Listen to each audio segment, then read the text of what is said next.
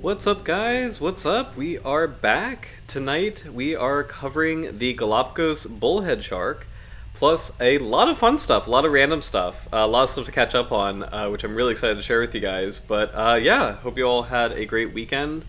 I had a lot of fun, personally, just with some scuba diving. So I'm finally open water certified, which I'm really excited about. But today's shark is going to be a really cool one to cover. Also, I have to apologize because last week we were talking about the zebra bullhead shark as the species for tonight, and I was almost 90% sure, or like nearly 100% sure that we haven't covered that species before. But unfortunately, well, I guess fortunately, that was actually done earlier this year. So we have 81 sharks now. This is our 81st episode. So naturally, it's starting to get a little bit harder to keep track of who's who and how many species that we covered. So I created a new bullhead shark playlist to kind of help address that. So we have the horn shark, the zebra bullhead shark, and then the Port Jackson shark. And now we are adding the Galapagos bullhead shark, Heterodontus quoyi.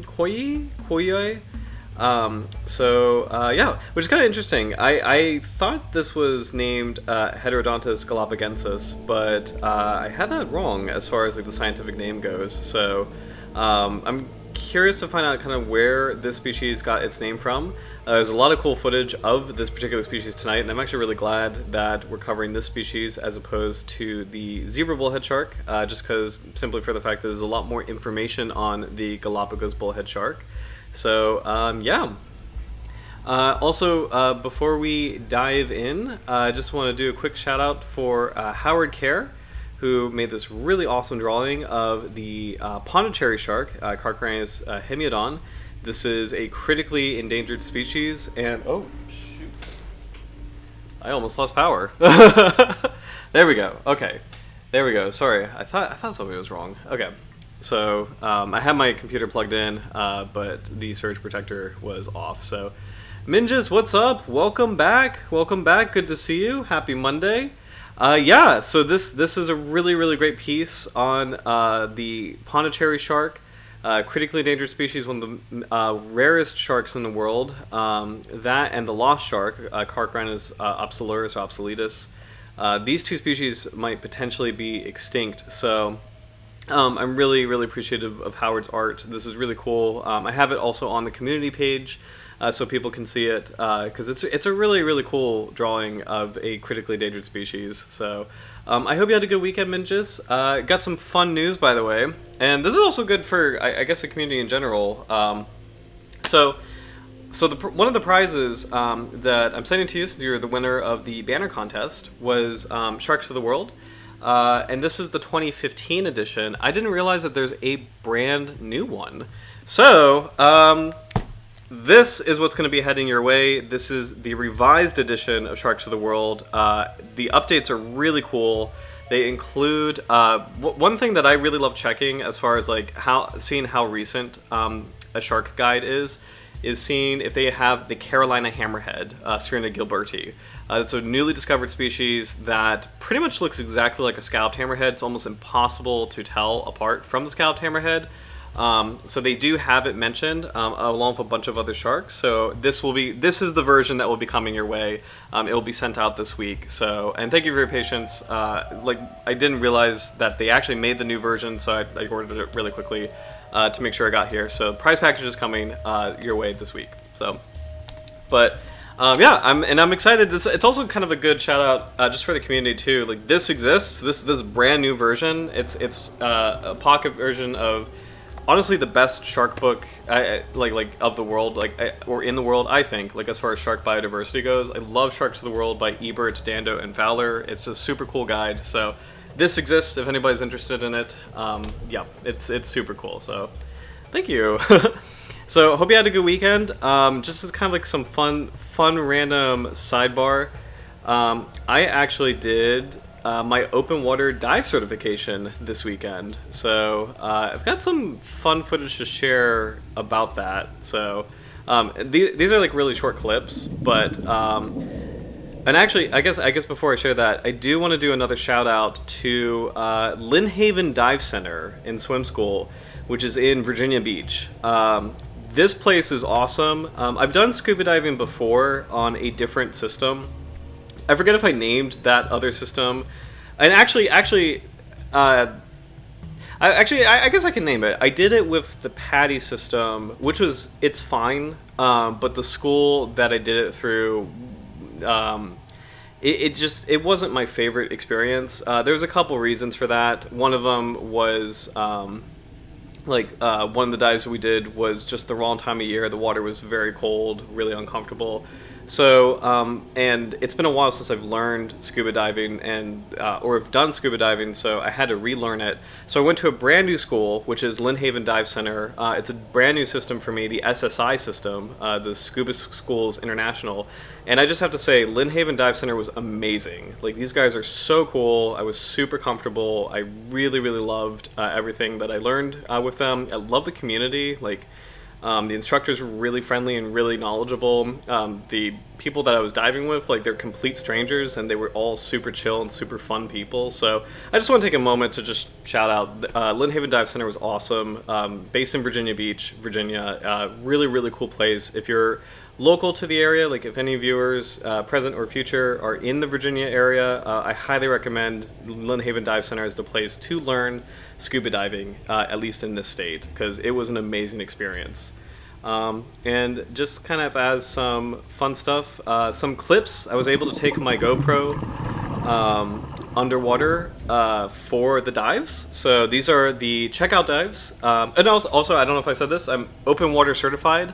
So I know I've been talking about scuba diving a lot this year, but finally it is done. I have the basic scuba license. It's the basic level certification that you could do for most dives, and those dives are 18 meters is kind of the limit. So I believe it's about 60 feet. So, but yeah. One really cool thing about this particular checkout dive... Oh, there I am. Hi. But one really cool thing about this particular checkout dive is we did this in a place called Lake Phoenix in Southern Virginia. They have a lot of cool underwater objects. This is just a sunken school bus that you can swim through. And I was actually really excited and surprised that this was something that we were going to be doing, because usually... you shouldn't be going inside things unless you are shipwreck certified. So it's usually you shouldn't be going into places that have a ceiling if you're a beginner diver. This is, I guess, fine because it's such a small object. There's an easy way in and out, but it was still really cool. I was really kind of blown away that this is what we were doing. So that was a lot of fun to do. And one thing that was really fun, kind of for me, was after kind of learning the basics, after you learn the basics of scuba diving, it's kind of a fun game to kind of practice your balance. It's not really a game, I guess. It's practicing your balance, your buoyancy, making sure that you are kind of hovering in the middle of the water column. You're not really using your legs too much as far as kicking or trying to tread water, I guess, if you will. So, there we go. So they have an underwater basketball hoop that made a basket in, and I'm actually pretty proud of my buoyancy there. I feel very comfortable with I think that was actually pretty okay neutral buoyancy. So, and then finally they have the place that we did our checkout dives. This is the last little clip. They have all these really cool underwater objects. I love the underwater skeletons. I just thought that was a really fun thing. So. I'm just being a goofball, shaking hands with death. Yeah. So Lynnhaven Dive Center was really cool. I highly recommend it. And just scuba diving in general, and especially, I really liked my SSI experience because that SSI is connected to so many dive centers around the world, and there's a standardization. I have the SSI app, and it's just super fun to use and super user friendly. So I'm completely converted. I'm team SSI. I love it. It's super cool. If anyone is near an SSI dive center, I definitely recommend it. I had a really positive experience learning that system. So, but yeah. So Oh, thank you. I appreciate that. Yeah, so the thumbnail was, yeah, I know it's not a shark, and then I know that's so different, but I'm so excited. I was so happy to kind of to finally get that certification, because like I do a lot of snorkeling, but really sharks, at least in this part of the world, you can't really. It's hard to see them in shallow water. You really do have to go down deeper. So I've been really wanting to do to get back into scuba diving, and I'm just so happy that it's finally done. So yeah, so that'll probably be the last time I talk about it for a while, until I do a dive. So I'm planning on, I think I might check out North Carolina later in October, just for timing wise. The water's still really warm because North Carolina, that part of North Carolina, the Crystal Coast, is bordering the Gulf Stream. So that's kind of like my plan for now. And then maybe do more Mid-Atlantic stuff later next year. Just kind of like, timing wise. Might do some stuff this summer, but probably the first thing is going to be North Carolina. Either way, if the next time I actually do diving, especially if there's some sharks, I will share this with you guys. I'm super excited about it. That's all I got. Galapagos shark time. So let's check this species out, because speaking of diving, this is a very popular dive species in the Galapagos Island. Or Galapagos Islands. It's really cute, very approachable, and it's really cool to see. It's one of the prettiest bullhead sharks, or prettiest members of its genus. It has this nice, like, sometimes cream color base, sometimes banded colors with these beautiful speckling of spots. Take a look at that clip again. And this is really fun in this particular clip, seeing he's actually rather active. He's kind of standing on his pectoral fins, seemingly maybe crushing something with his jaws. It's hard to tell if he's like kind of stretching his mouth, or I think he's snapping something up. But Heterodontus, or Heterodontiforms, Heterodontidae, that's Latin for separate tooth or different tooth.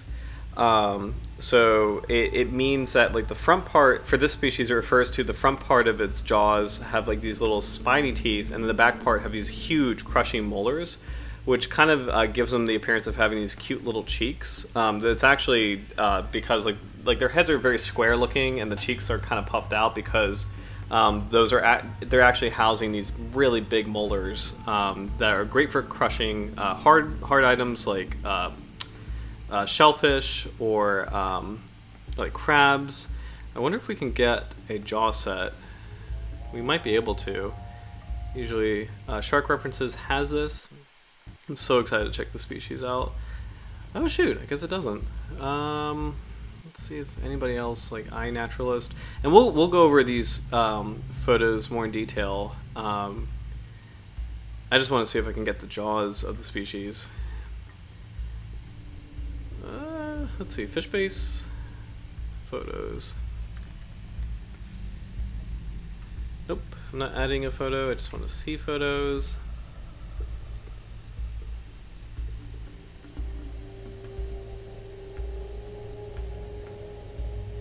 Nope. Okay. So if we'll keep an eye out. If we see the jaws, we'll point them out. But yeah, Heterodontus. Heterodontus is the genus. Heterodontidae is the family, and Heterodontiforms is the order.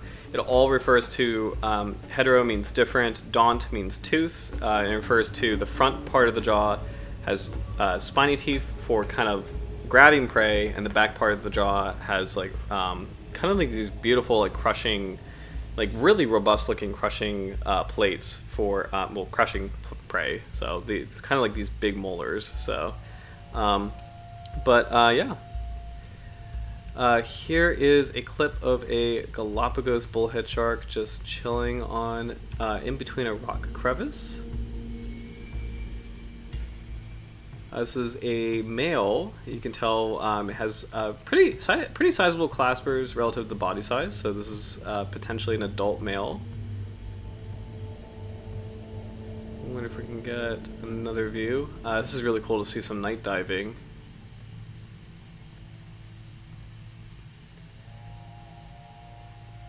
Yeah, I think just the one, just kind of chilling in the rock crevice. So.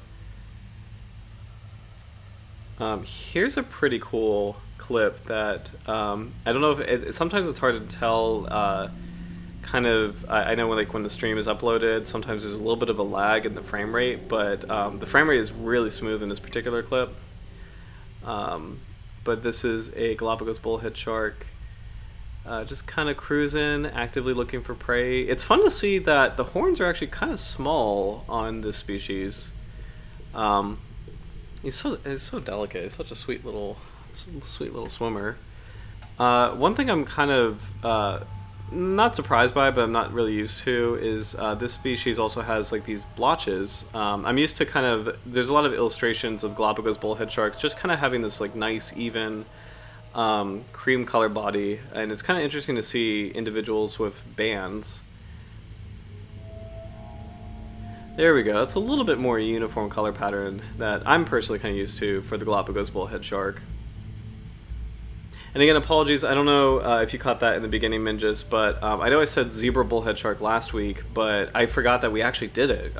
This is stream 81. We've done so many streams that I just forgot we actually had Heterodontus zebra already on file. So I kind of last minute changed it to Heterodontus quoyi, and I think it's a good change actually, because there's so much more Galapagos bullhead shark footage. So, and more information probably on the species too. I found a lot of cool stuff on the science side in referring to the Galapagos Islands, and how the species relates to like coral reef communities in that area. So really, really cool to see.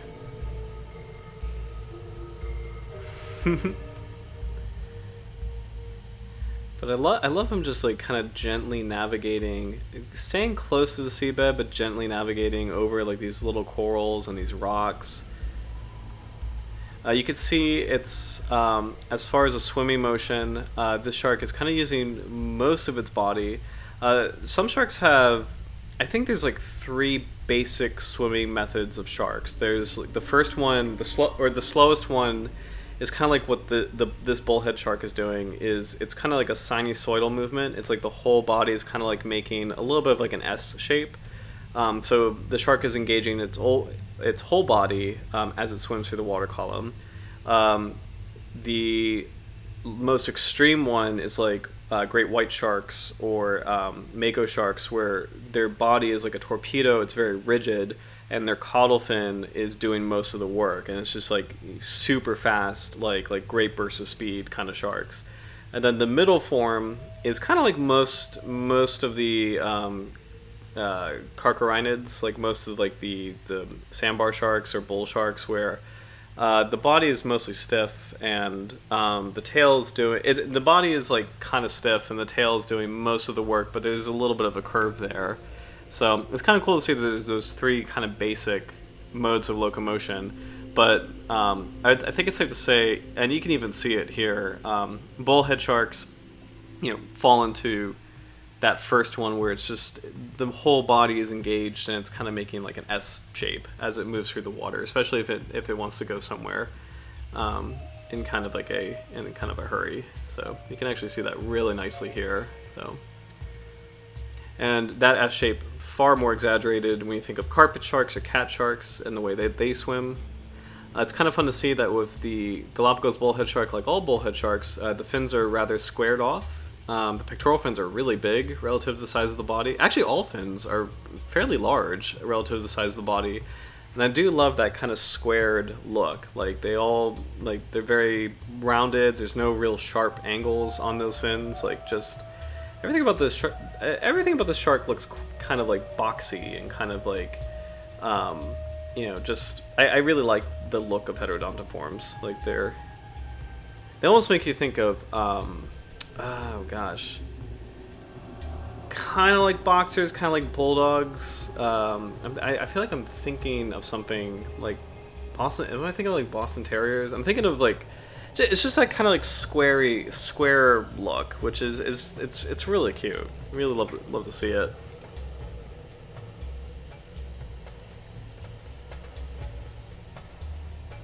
Got one more clip. Here's a Galapagos bullhead shark buccal pumping, so sitting on the seabed and actively pumping water over its gills. Again, the dorsal spines are very small. Some bullhead sharks have like higher dorsal spines. For the Galapagos bullhead shark, we're consistently seeing kind of smaller, more rounded spines, and I wonder why that might be.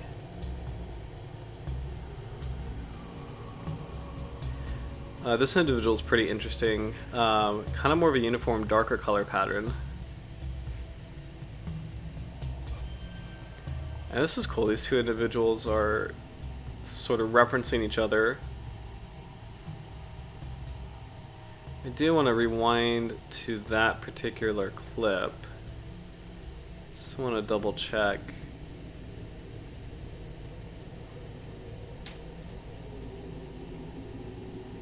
What the sex is for the two sharks. Let's double check that. Hold on. There's a male. Is this another male? Two males. Okay, they're two males. I was curious about that because snout to tail, that sometimes can be mating behavior. So if a shark is like tailing, if one shark is tailing another, like the snout to the tail, that can be, depending on the species, that can be part of courtship. But, oh.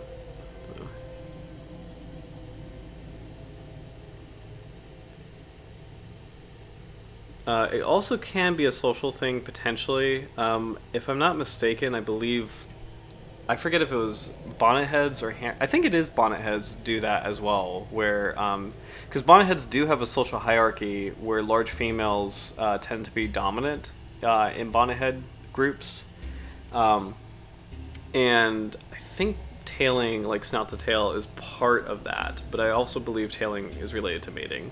So, but yeah.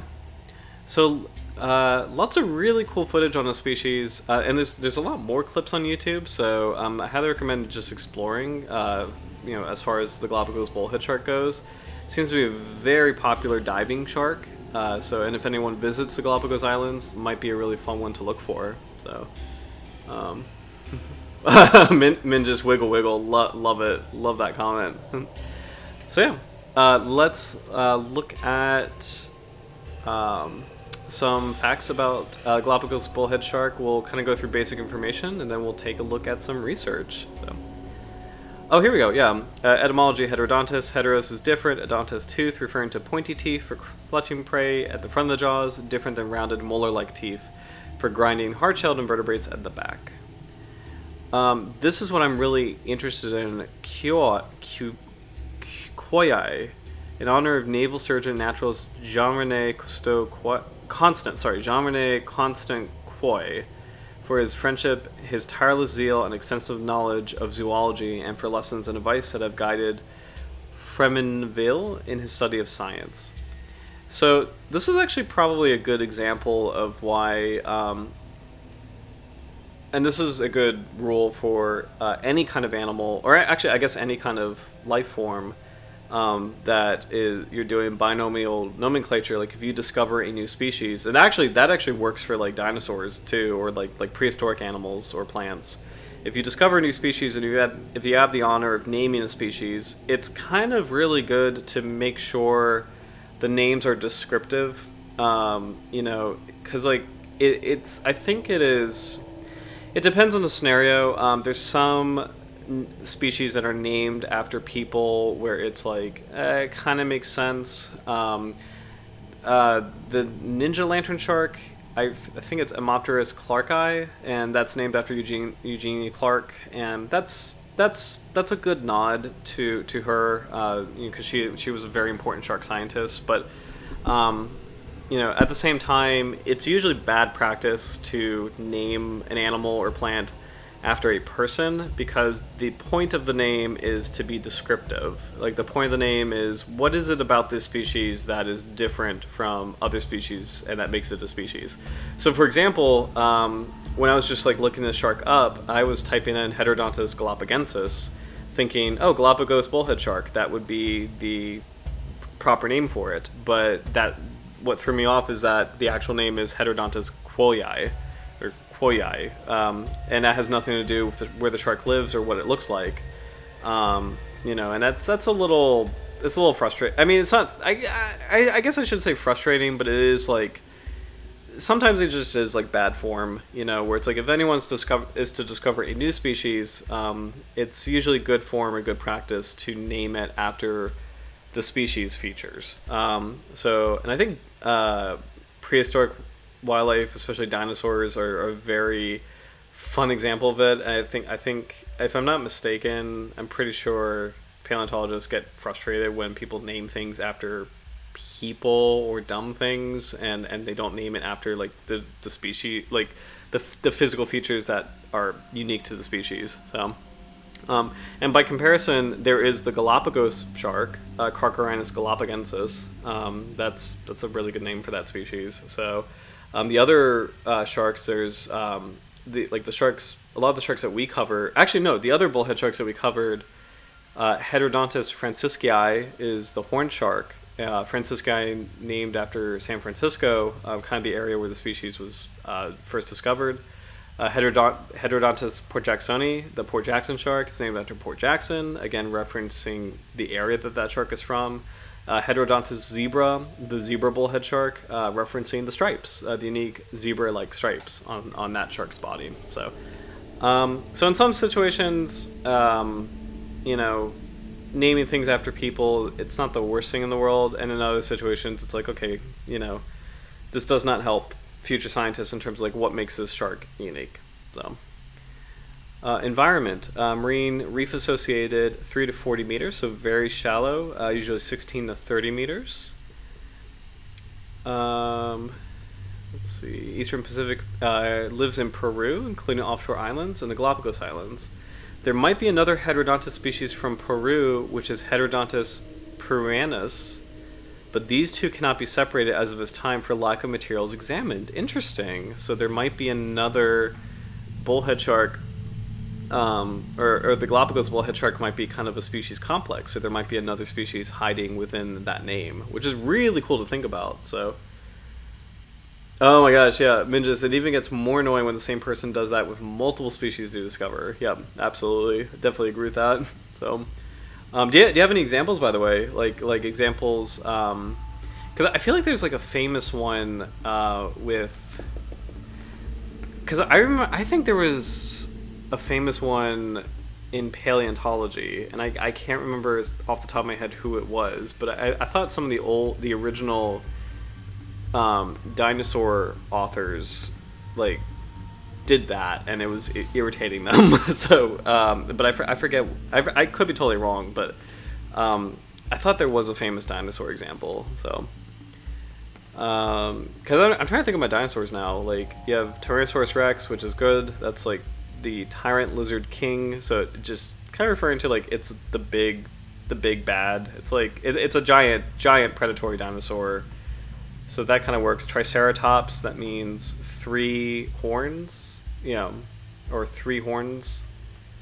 Spinosaurus refers to the spines on its back. Acrocanthosaurus refers to, that's another reference to spines on its back. I thought there was dinosaurs that, I don't know, maybe the dinosaurs are checking out better than I expected. I don't know, because now I can't think of one. I don't know. We'll have to figure that out later. Because I could have sworn there was a dinosaur that was like irritating people because it was named after a person. So, but anyway, biology for the Galapagos bullhead shark inhabits sand flat and rocky. Wait, hold on. Inhabits sand flat and rocky boulder-strewn reef areas with sand between outcroppings and inshore continental and insular waters. Rests motionless on the bottom. It's docile, non-aggressive, and a poor swimmer. Oh, nocturnal. Feeds on shellfish, crabs, and small invertebrates. Oviparous means egg-laying. Let's see. Size at birth is 17 centimeters, so that's really tiny. That would be... Let's do that to inches. Centimeters to inches.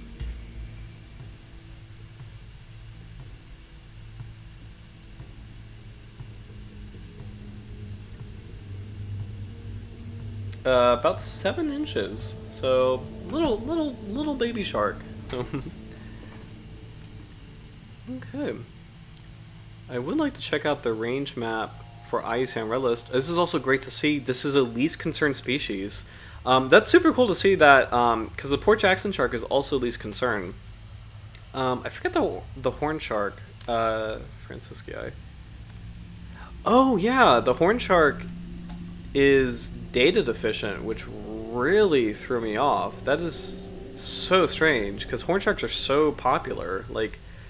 I mean, that's like at least for Americans, that's a classic species. That is like in every shark book. So, like I feel like growing up, like the classic sharks, at least that I was familiar with growing up, like the big ones were like the great white shark, the lemon shark, the blue shark, the tiger shark, the bull shark. The horn shark is one of those. They would put hammerheads in a collective, angel sharks in a collective, and that's probably it. Like those are like the classics, you know. So I'm amazed that the horn shark is data deficient. So it's a little wild. So, but anyway, it's great to see that the Galapagos Bullhead Shark, like many of its cousins, and actually let's look up Heterodontus in a second, is least concerned.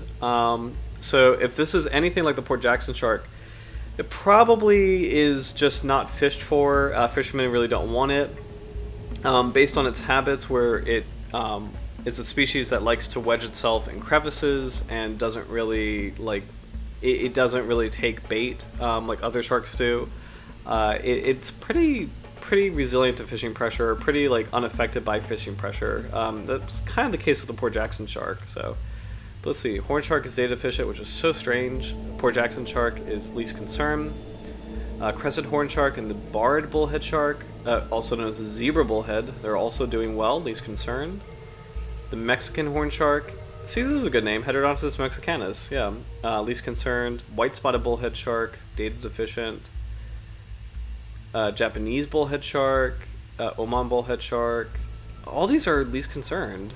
Or data deficient. It's so interesting. Oh, what is this? No, that's a different kind of fish. These are different fish. These are not bullhead sharks. Sorry. So Japanese, Oman, and Galapagos bullhead sharks are all sharks. The Bagre de Torrente and then the Phenacogrammus, these two are fish. They're just coming up in the search results. So.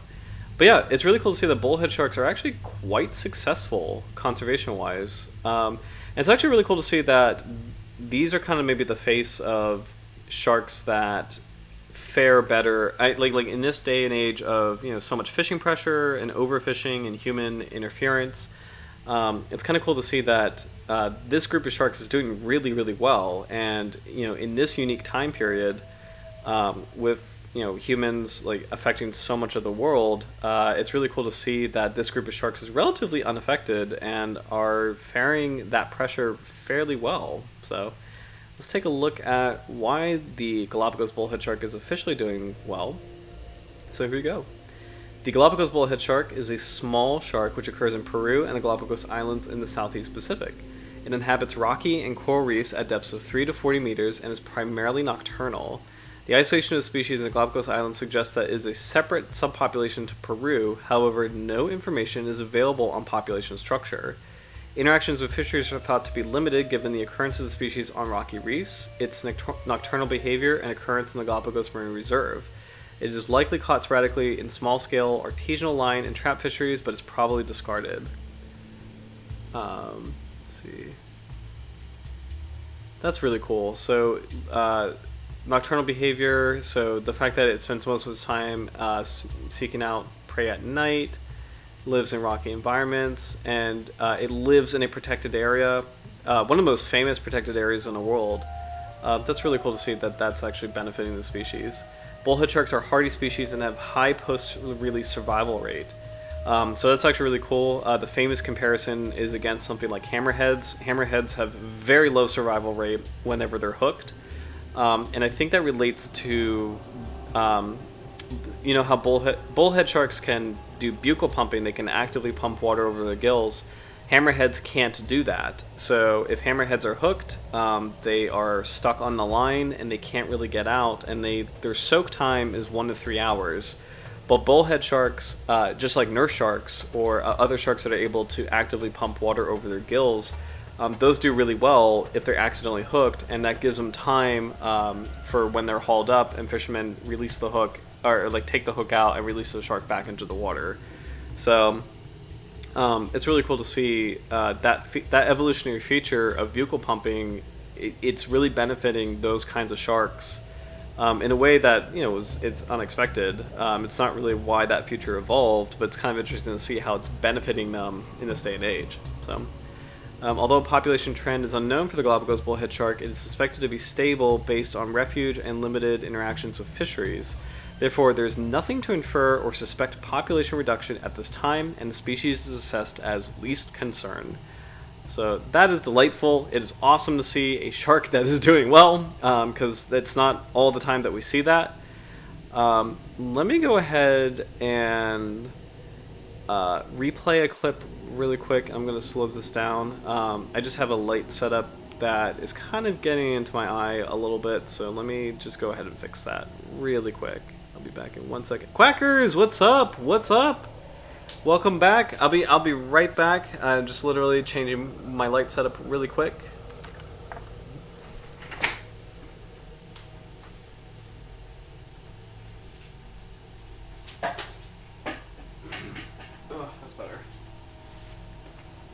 There we go.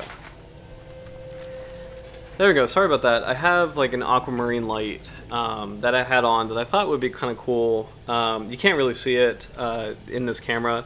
I thought it would be really cool for the setup, but what it was doing, it was like really taking my eye off the screen. So sorry about that. So.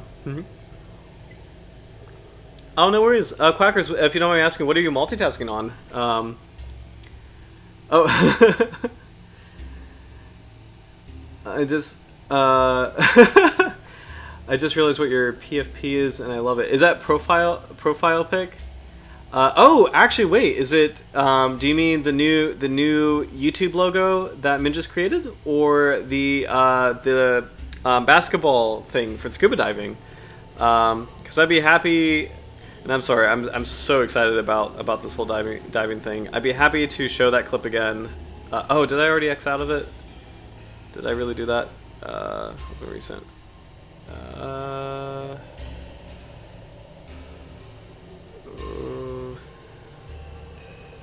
Is this it? No. This is a different diving clip. Although I think it's a riot. So Quackers, I got my scuba diver certification, and I'm goofing off at it's a lake in Virginia called Lake Rawlings. Is this it? There we go. This is the clip that I wanted to pull up. Here, I'll keep these open just in case anybody else hops on. Because I'm sorry, I'm so jazzed about this. But that's me scoring the goal underwater in an exaggerated way, and I'm so happy just to kind of finally get this done. So yeah, so I got my scuba license. I need to do that forever. But I'm not sure if that's what you meant for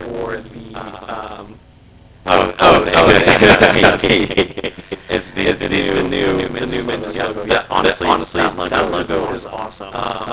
So can I pull a?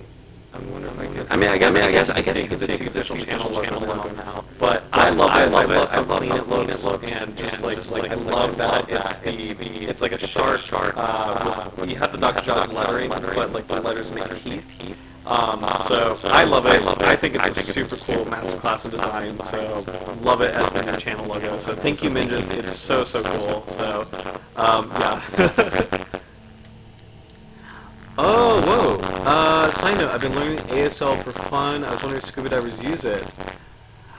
Oh, interesting. So we do use, do you mean American Sign Language? Because we do use, and I'm going to pull these Galapagos Bullhead Shark photos in the background. So we do use signals. We don't necessarily, as far as I know, I don't know if we necessarily use American Sign Language, but you can cross-reference some of the signals that we use. So the big one is OK. So this is just verifying that you're OK underwater, there's no issues, there's no troubles, everything is working well. This one is out of air. Very important signal. This one is share air. This one is go up. This one is go down. This one's go left, or I guess you'll see right, opposite there. This one is something is wrong. One of my favorites is measurements underwater, where your scuba tank has 3,000 psi as far as your air supply, and there's a specific numbering system you use to keep track of it. I'm backing up so I can show you guys. Oh, and also position the camera. Where am I going? This way. Okay. So what you do is, for thousands, you do... There's a couple ways different people do it, but for thousands, you do your arm across your other arm. Sorry, I'm trying to orient this. So this is how I show... Hold on. And it has to be exaggerated when you're underwater. This is how I show... I have 3,000 psi in my tank, meaning I've got a full tank. This is 2,000. This is 1,000. And then when you do the single, like the hundreds, you do 1, 2, 3, 4, 5, 6, 7, 8, 9. So, and really, you should not be down to 100. No one should be down to 100. You ideally should be at a minimum of 500 psi in your tank. That's the minimum amount of air you should have. So, for example, one of my dives, I started out with 3,000. I ended at 1,500, or let's just say, no, 1,600? 1,600. So the symbol would be 1,000 and then 600. Or if I was at 1,400, it would be 1,000 and then 400. So I think the numbering is really cool. It's very, very interesting. Yes, I do agree. American Sign Language would be super useful. That is actually really cool. I wonder if there are some divers who might do that, like dive buddies who might actually perform that. I don't really know.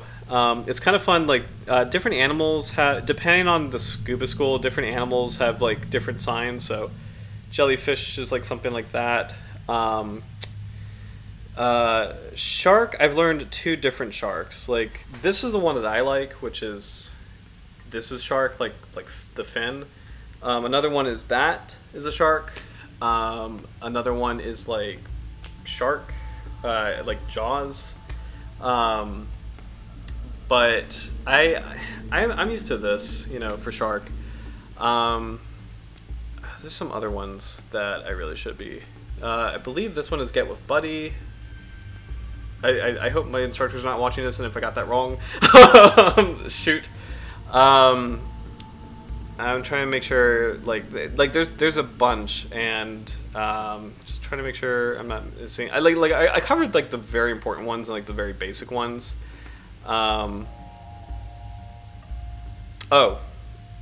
Stop.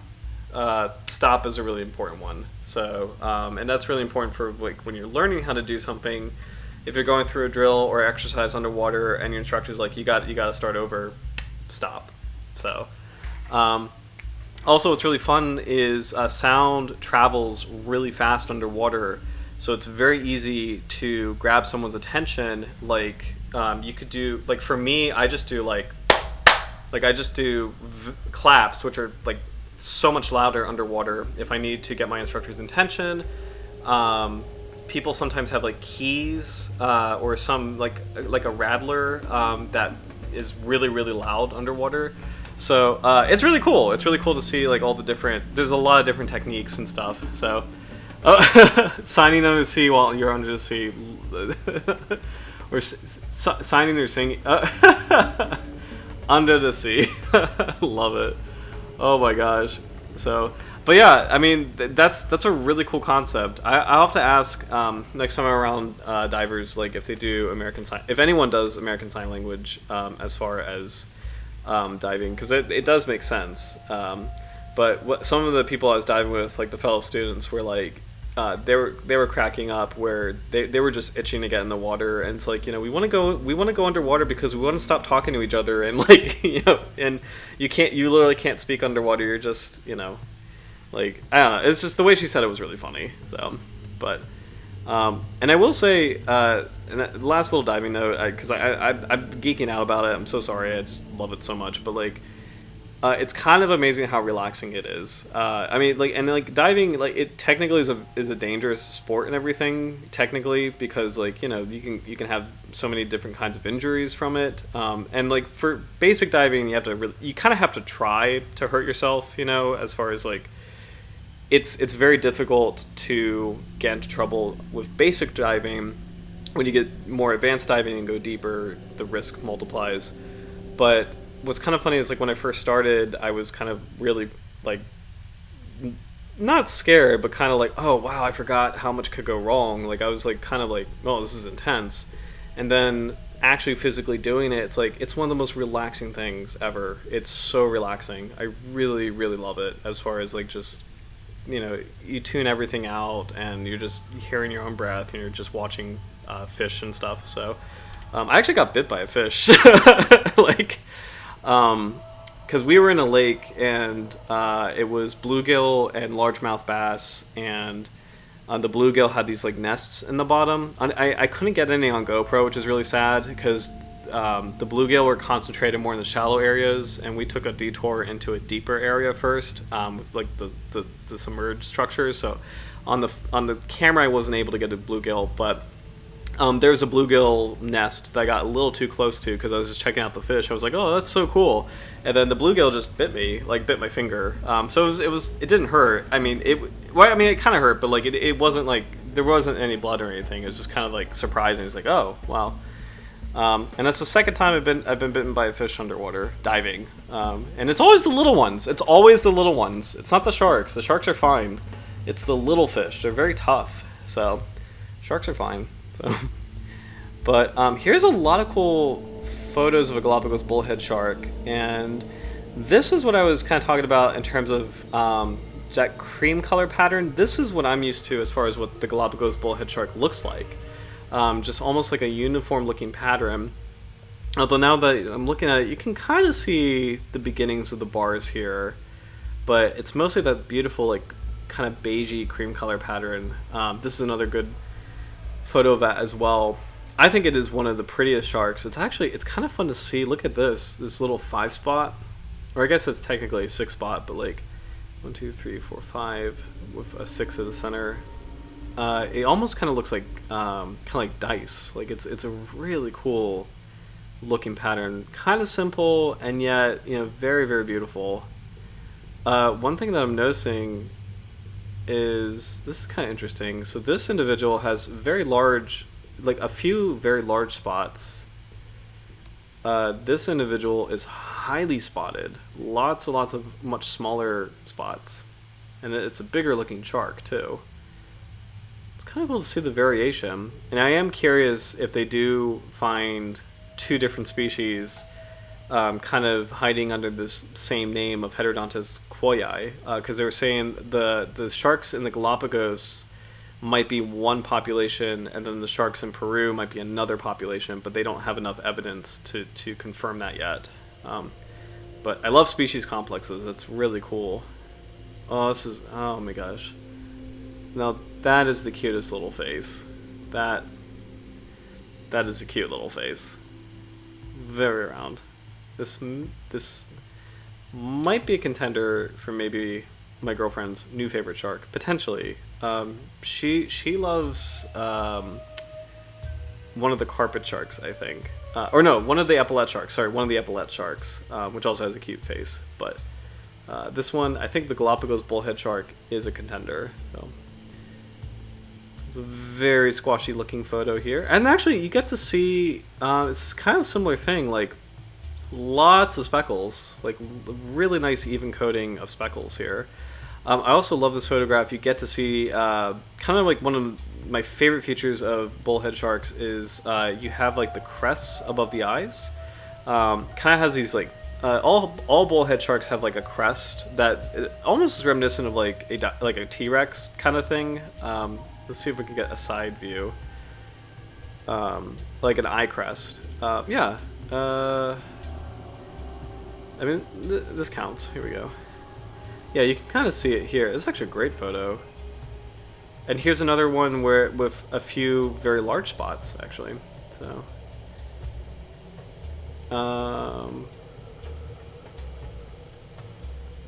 there we go. That's kind of a good view of what I'm kind of talking about. So like you see how, like I know it sounds strange, like you got this cute little shark and I'm saying, oh, it has like T-Rex crests, but like yeah, do you see what I'm saying? Where it's like it literally is like you have this like really cool crest, like this ridge above the eyes. So it almost is reminiscent of like the Jurassic Park T-Rex, but it's a feature that all bullhead sharks have, and I think it's really cool. It's also part of why I think they have their name, where you kind of have the crest above the eyes, so it looks like almost gives off the impression of horns a little bit.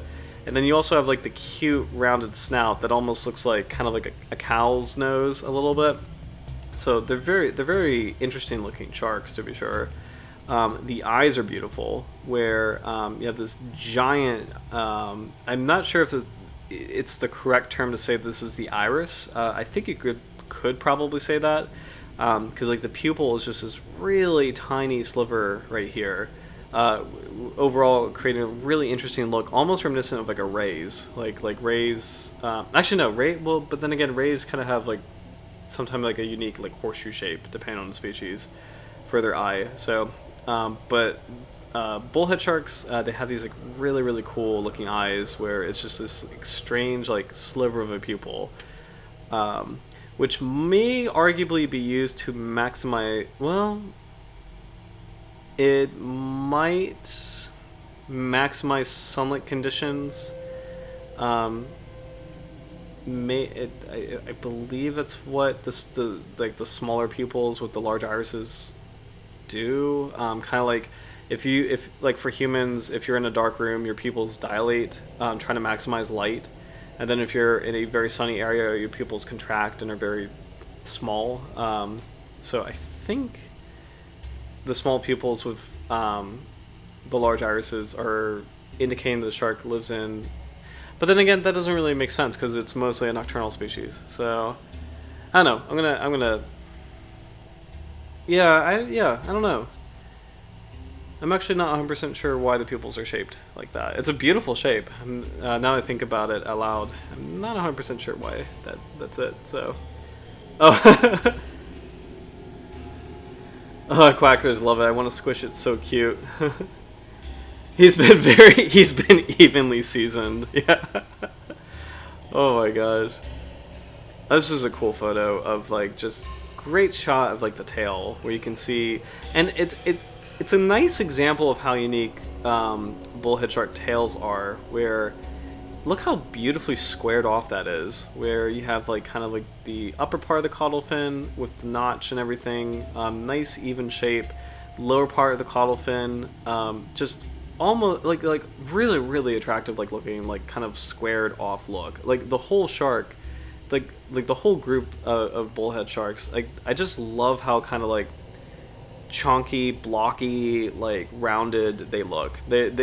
It's such a unmistakable group that they're really cool to see. And again, it's really cool to see that this is a successful survival strategy. Like in the age of humans and the age of the Anthropocene, it's really cool to see that this group of sharks is doing extremely well, like as an order, because Hexantiforms kind of here and there, the Pristiophoriforms like the saw sharks, kind of here and there. Some of them are doing well, some of them are not.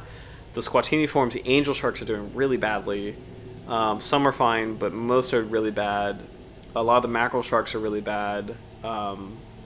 The Carcharodontiforms is so diverse, it's kind of hard to say how the whole order is doing, because the bigger ones are not doing so well. The smaller ones tend to be fine. So it's kind of cool to see that as an order, Heterodontiforms is doing extremely well as far as there's no endangered species. All of them are least concerned or just data deficient. So it's just really cool to see that. We're gonna check out Sharks and Rays, one of my new favorite websites. I've always loved Andy Merck, but I really love that this particular website of his has some dive notes. Typically has some really cool dive notes as far as like what it's like to interact with the sharks that are fortunately named on the website. So let's check out what he says about the Galapagos Bullhead Shark.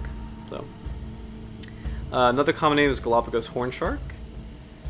Interesting synonym scientifically. We got Cestracion pantherinus, so that's actually really cool. I like the pantherinus name. That's like referencing the spots. Cestracion quoyi, Fremenville, Gyropleurodus peruanus. It's a strange name. Let's see. IDs. Stout body, large square head with prominent ridges and eyes.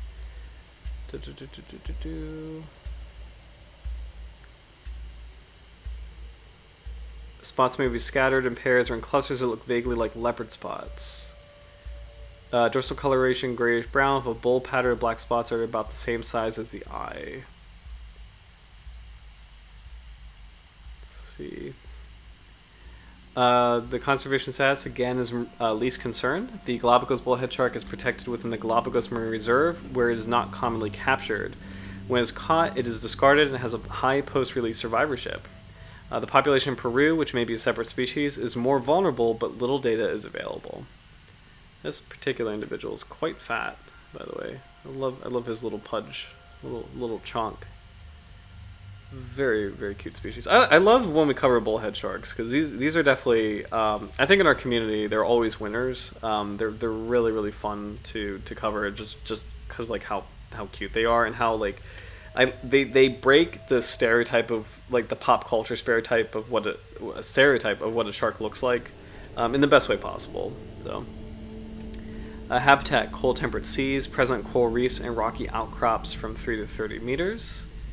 Lives in the Galapagos Islands, Galapagos Archipelago along the coast of Peru.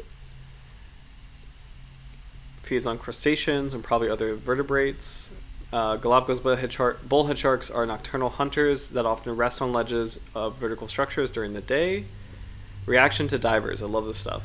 Easy to approach, remaining completely motionless unless molested, at which point Galapagos horn sharks usually slowly swim away to a quieter resting spot.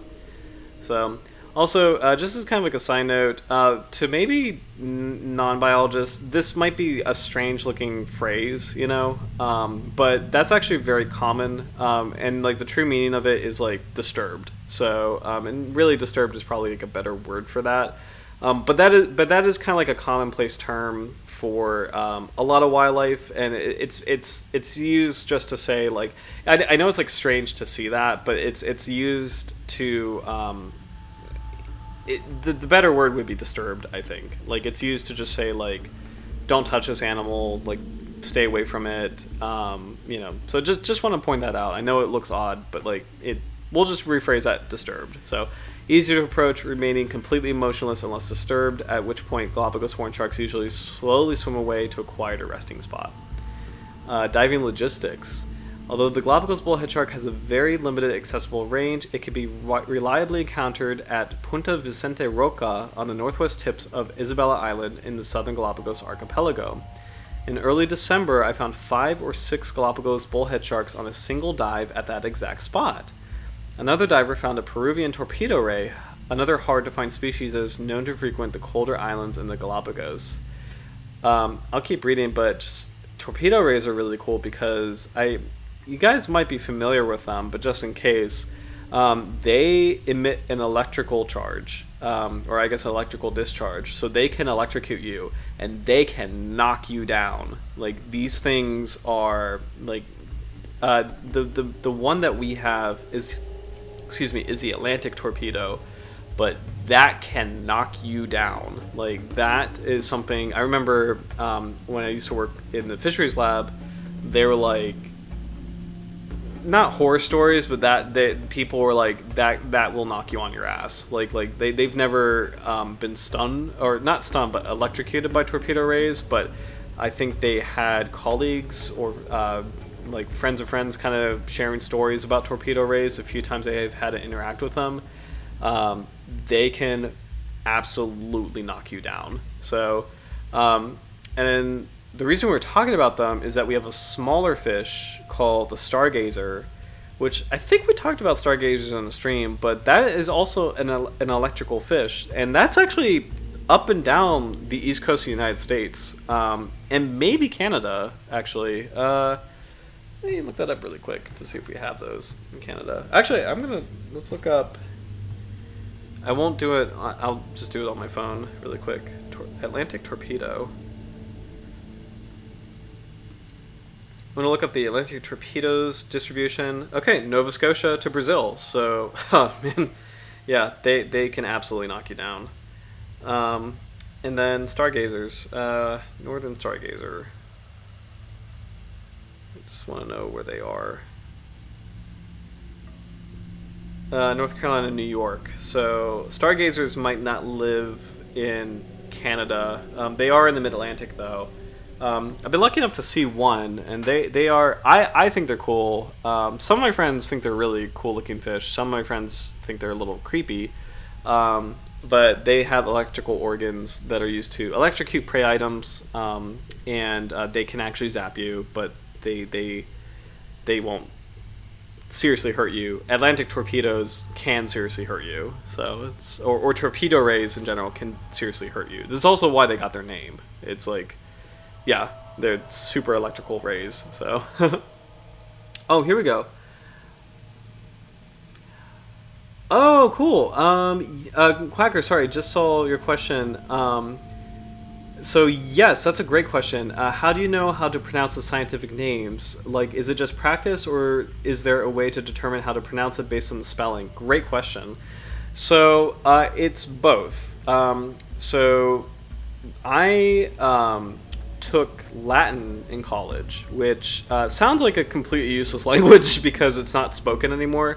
But actually, Latin is very, very handy for science, and is very handy as kind of like a root of Romance languages. So, so in languages, there's so many different language families. Like English is a Germanic language, so English is kind of similar to German, or I'm trying to think of other Germanic languages. I can't think of them now.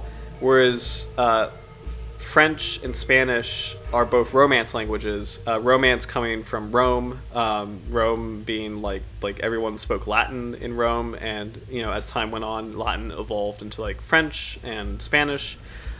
So that's like a whole family. Like English is a very weird language because English is very Germanic, but it has like Latin words in it, or Romance words in it. So I'm trying to think of an example. Like universal is a Romance word. Like that's like a Latin word. Shark is a Germanic word. Like that's a very rough kind of like. I don't know how to describe it. Like Romance words are very like they flow very well. Germanic words are very like I kind of feel like they're very like rough and kind of stark, and like it's hard to describe. But anyway, sorry, I'm kind of getting off tangent. So Latin is the base. Like Latin and Greek, which are closely related, is the base for scientific names. It's the base of like a lot of scientific terms across a lot of different disciplines. Latin is extremely helpful for biology. But it does apply to. I'm trying to think about this.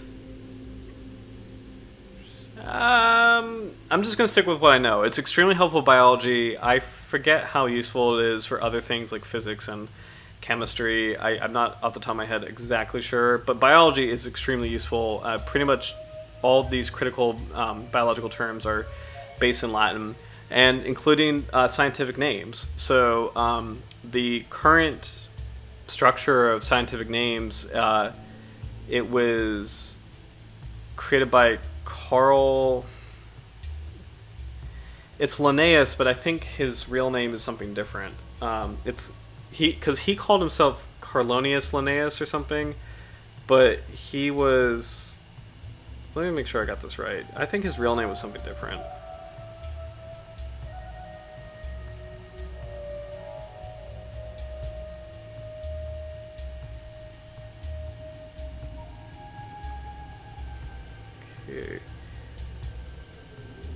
Carl von Linné? Okay. So, okay, sorry. Carl Linnaeus founded taxonomy, but he named himself Carolus Linnaeus to kind of like vibe with his whole scientific name thing. But anyway, to more specifically answer your question, Latin is kind of like the base of scientific names, or is the base of most scientific names, Latin and Greek. And in Latin and Greek, there are certain kind of rules as far as how you pronounce things. So I'm trying to find a good example. Here we go. I love this kind of topic, by the way. It's so interesting to me.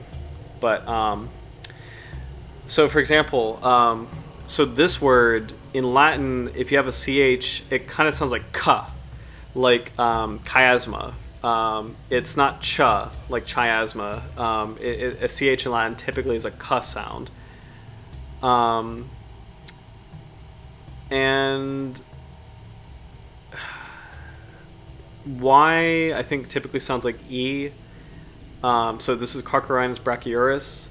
What's kind of fun as far as like scientific names, when I say it really fast, it sounds really cool and very eloquent, but when you slow down and you break it down, it actually is kind of easy. It sounds complicated when I say it fast, but one thing I like is, like, I feel like Latin or scientific names, there's no real tricks to them. Like, it's like you can break them down into pieces. So you have car, Rhine, nus. So it's just like there's like 4 pieces there: car, Rhinus, brachyurus. Like there's just pieces. There's no real tricks. Like English has a lot of weird tricks. Like when you compare the languages. I'm trying to think of an example. I'm trying to think of a good example. I can't think of anything off the top of my head, but like English has a lot of like very, very strange tricks in it, and English. I've heard English is one of the most difficult languages for people who don't know English and who have to learn it as a second language. I've heard it's one of the most difficult languages to learn because it's kind of nonsensical. There's a lot of like just weird little rules and amendments to the rules as far as grammar goes. So. And Latin is a lot more straightforward. So with practice, you can break scientific names down. The best one I've got is, and we'll get back to the shark. I'm so sorry, but this is such an interesting subject to me. There we go.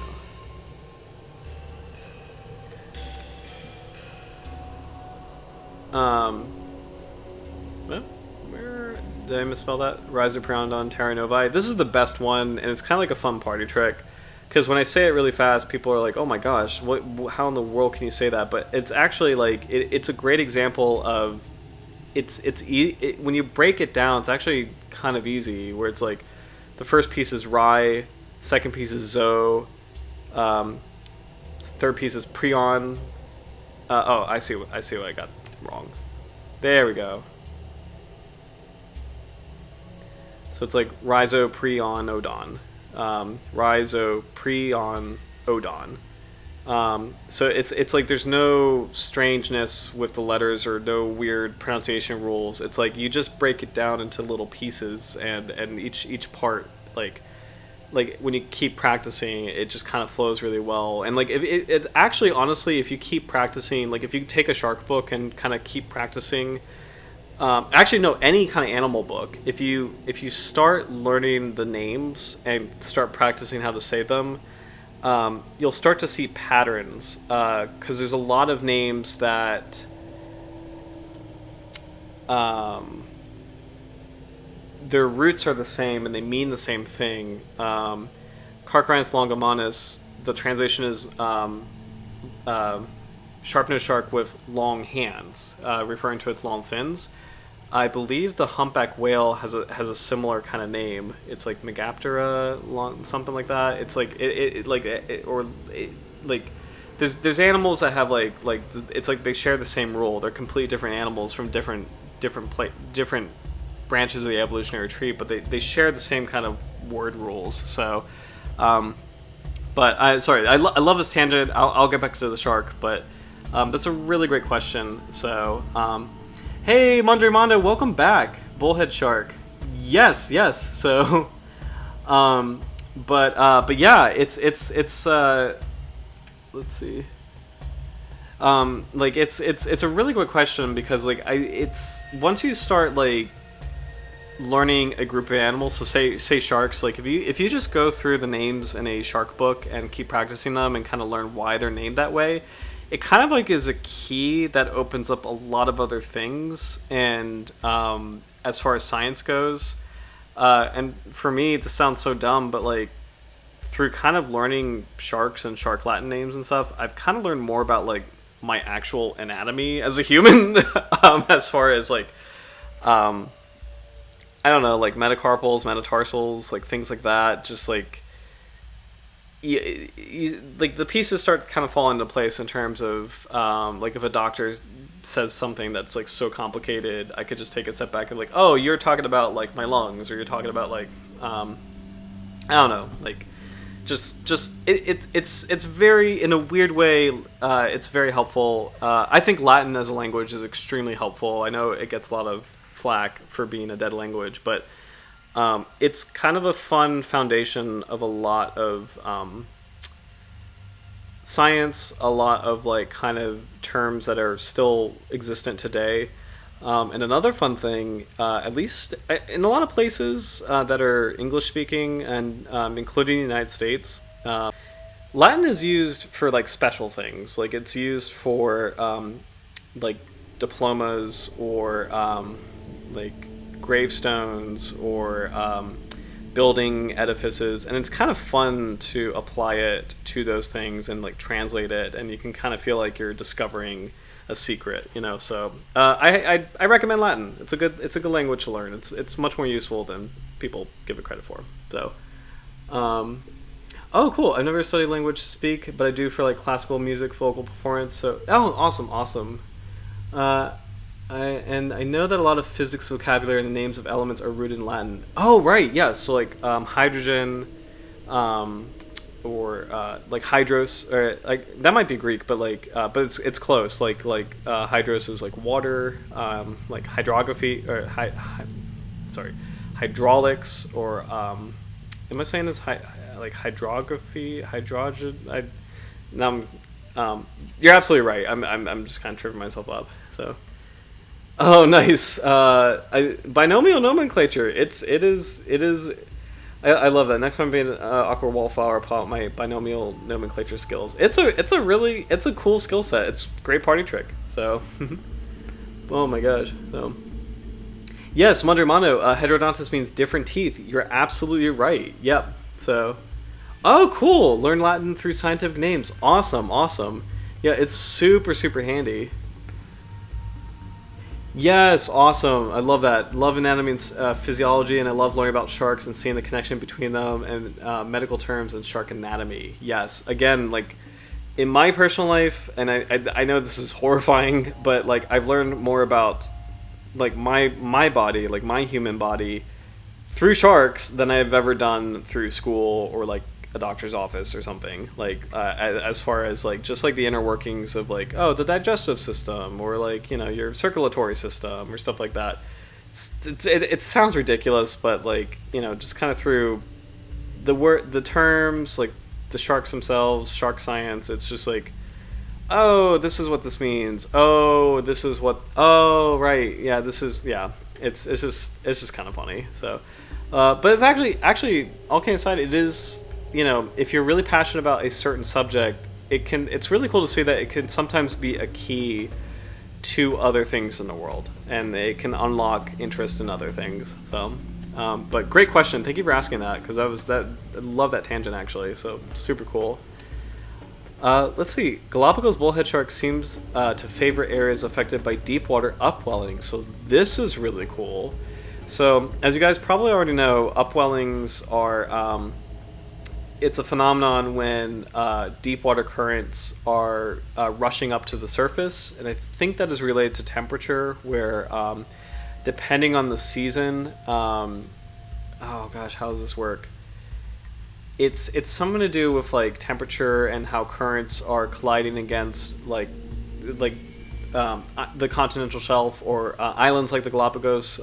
They have a steep drop off, so like there's something about the movement of the water where the water will rush up the slope, and when it does that, it carries with it a lot of rich nutrients to the surface. So upwelling areas tend to be areas of high productivity, and it makes sense that Galapagos bullhead sharks like to be near those areas because those are probably great areas for prey items. Because like just as the nutrients kind of help create a chain reaction where there's more phytoplankton and more zooplankton, there's going to be a lot more fish and crabs and other animals that eat those things, and in turn they will attract predators like the shark. So. This may be because they prefer cooler water, or it could be because the nutrient-rich upwellings keep the reef's invertebrates well fed, so the sharks have a healthy food supply. It could be both. So, apparently, the west side of Florena Island, where there's another upwelling, is another good spot for the species. There's another population of Galapagos bullhead sharks off the coast of Peru, but there's not much diving infrastructure along the coastline. When I dove in Mancora in the far north of Peru, none of the locals mentioned seeing this species. And this is cool. Here are Andy's photos. Man, I wonder if we can. Oh, I won't. Can I not zoom in? I guess I can. So, we'll go through each one. But love his eye. He's a fantastic, one of the best wildlife photographers.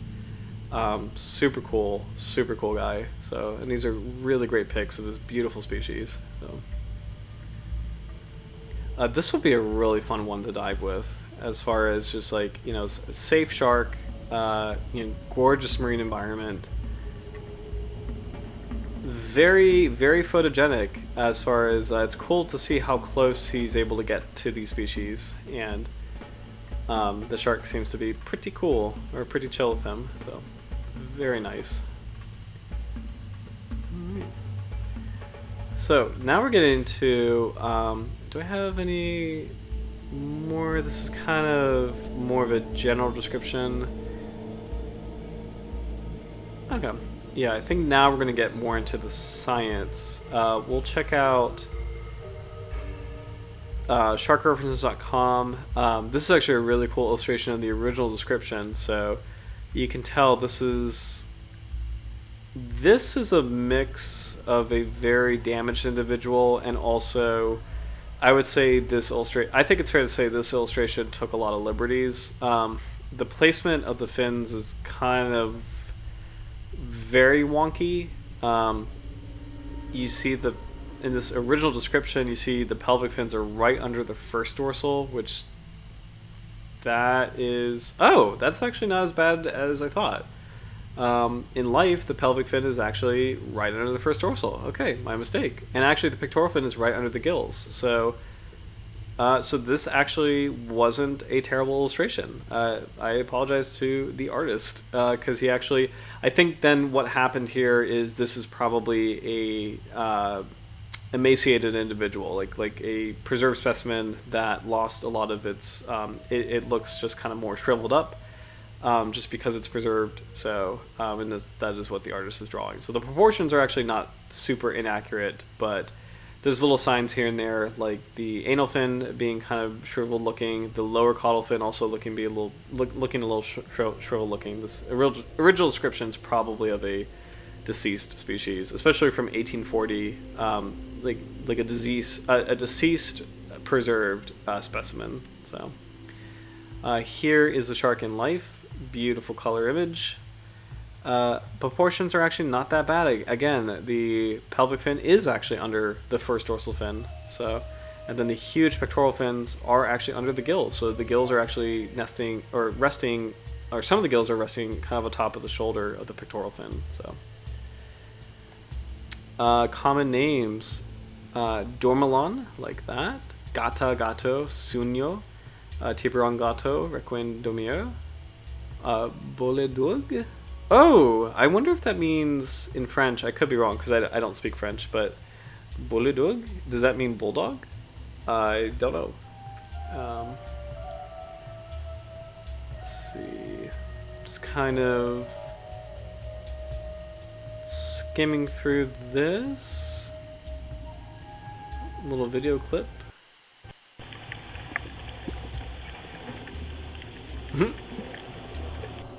Very cool. All right. So we'll read this FAO guide, the species fact sheet, and then we'll get into some really cool science. I think since it's almost 10:30, probably a good time to think about next week's shark. So if you have a particular species you'd like to cover, please list it in the chat. My only request is episode, I forget when we decided this, but episode 100, as cliche as it is, we are going to save that for the great white. The great white, it has to be done. I feel like it's a fitting thing to do. So, on the one hand, I hate kind of leaning into charismatic shark stuff, but on the other hand, it's like, that's kind of a fun thing to do. So, as long as it's not the great white, I am very down for any shark for next week. Just because we're going to save that one for episode 100, just because it would be kind of fun. So, but here we go. This is the FAO species fact sheet for the Galapagos Bullhead Shark, and we're just going to kind of skim through this. These are extremely detailed physical features or physical description, which when you're trying to identify a species, it is very important to be this granular, but for a live stream, we won't go through the whole thing because it's just a little too much. So, I am going to scan this if they have any notes about this. Oh, there we go. First dorsal fin spine directed obliquely posterior dorsally and hatchlings to adults. The spines are interesting to me because they seem kind of small compared to other bullhead sharks, so I'm just going to keep an eye out for that.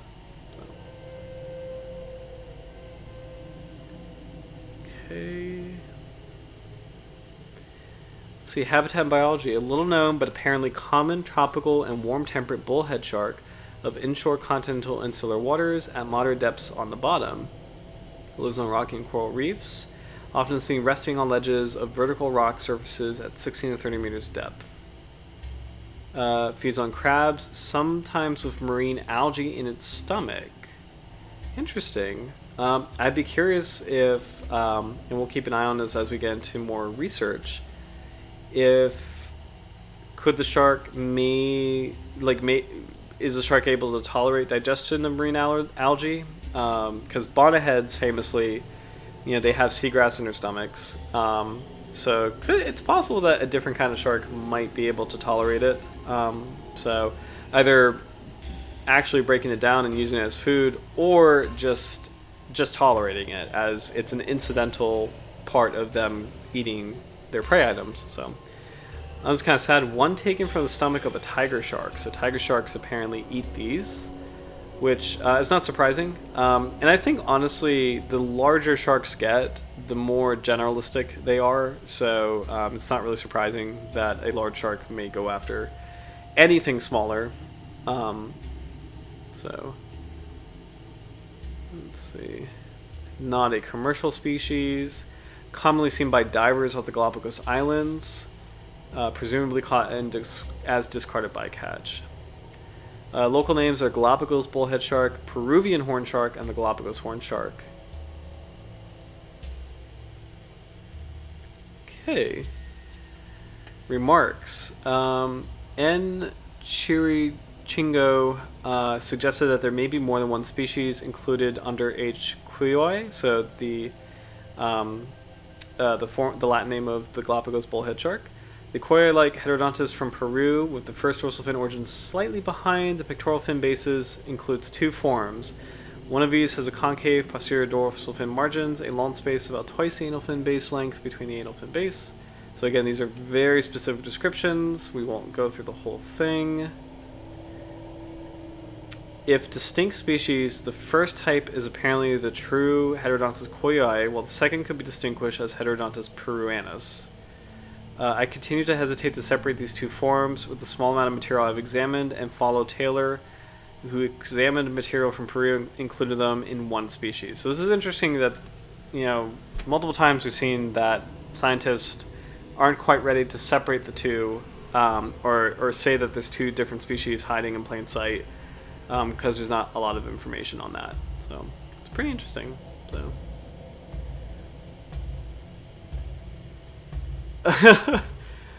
Oh my gosh, Quacker, Zach is a shark confirmed. Love that. Oh my gosh. Love that. Oh my gosh. Can't believe I didn't know Zach's skills earlier. Oh my gosh. Sharks Mealies, your sea puppies. Love it.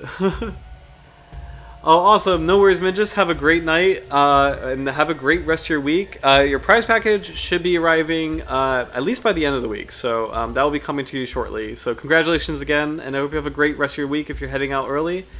Yeah, so I'll be sending the Sharks of the World. Oh, also for Monday Mondro and Quackers, I was telling Minjas at the top of the stream, so when we did the contest, I originally offered this. This is the first version of the Pocket Guide to Sharks of the World, but I didn't realize that they actually made a new version. So here is the second edition of the Pocket Guide of Sharks of the World. So this is brand new. It actually does have some up-to-date species, including the Carolina hammerhead, which I'm really excited to see, and other sharks that have been discovered. The first version is from 2015.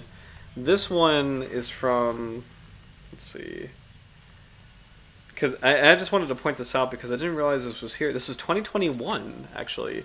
So, and this is the same year as the big book, the one that I usually use on the stream, came out. So it's really cool that there's a companion pocket guide to the large volume of Sharks of the World.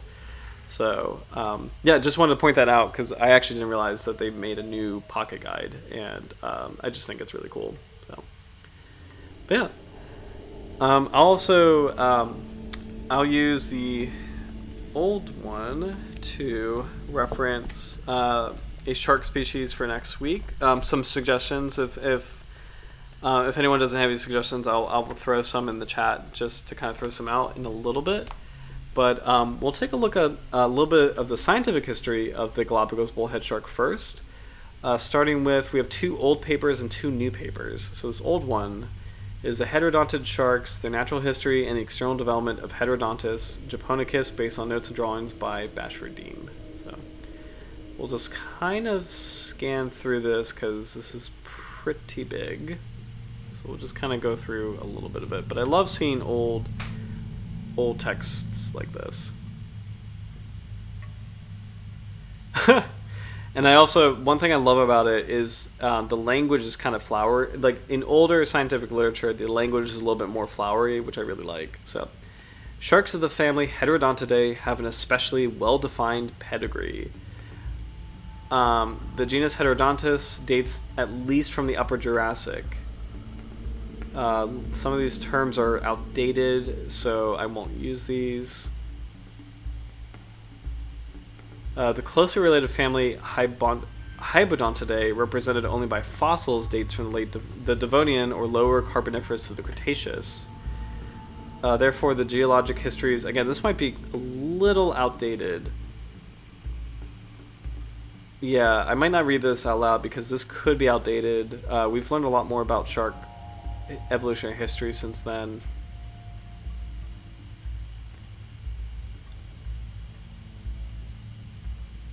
Okay.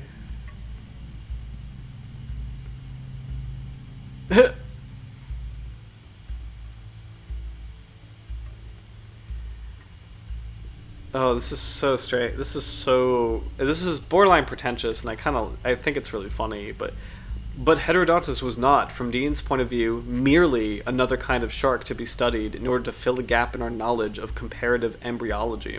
It is well known that Dean, like many other biologists of his generation, was interested in the study of animals chiefly from the viewpoint of organic evolution. Thus, it is not surprising to find in his notebook the following carefully worded statement. The embryology of the this is an outdated term, the heterodonts, is expected to prove of value not merely in the comparison of other sharks, but in estimating the general significance of development in recapitulating ancestral characters. For granting that these sharks represent a peculiarly primitive branch of the Descentrius selagians, we would reason... Okay. Yeah, this is. I won't read this just because this is outdated. This is Bashford and Dean. Let me. I want to see. I just want to double check how old this is.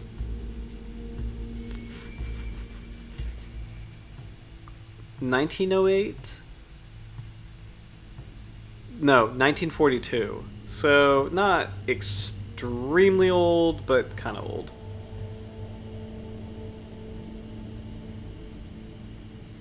And this is referencing. It's mostly focusing on the Japanese horn shark, but I do want to scan. Oh, here we go.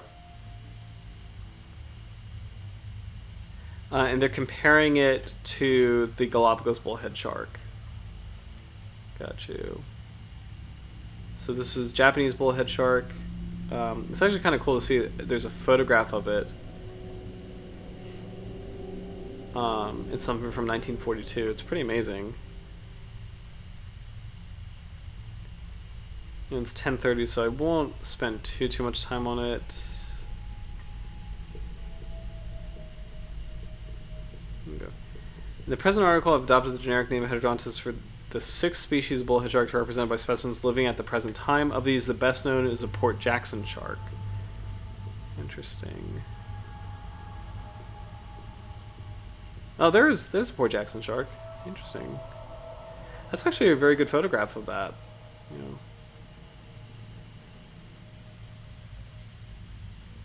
The term Heterodontus has priority over, this is the older word for the older genus. The word means literally different teeth, describing one of the most striking characteristics of the genus. The word cestracean was first used by Klein as a name for the hammerhead sharks. It's been since used by Dumeril, actually Dumeril's quite famous, to designate the group of sharks termed by Cuvier Zagaina. Oh, interesting.